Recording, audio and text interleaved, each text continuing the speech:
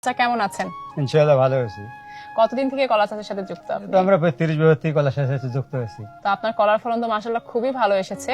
এই চারা কবে রোপণ করেছিলেন? যে ভাদ্র মাসকে রোপণ করেছি, মানে ভাদ্র মাসে চারা রোপণ করলে কতদিন পরে এই কলাটা তোলার জন্য উপযোগী হয়? ফির ভাদ্র মাসকে কলা বিক্রি হয়ে যাবে, তলা উপযুক্ত হবে। মাশাআল্লাহ এত বড় সাইজ এবং এত বড় কাঁদি, খুবই ভালো হয়েছে ফসল। তা আপনার এই কলা কোথায় যায়? এটা আমাদের কত ঢাকা যায়, সিলেটে যায়, পাইকার কি এখান থেকে এসে নিয়ে এখান যায়? থেকে এসে নিয়ে যায়। তাহলে তো আপনার বিক্রির টেনশন নেই।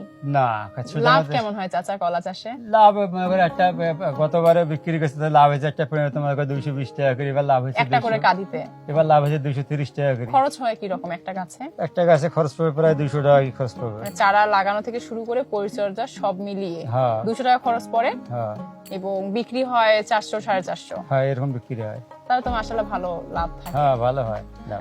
আচ্ছা।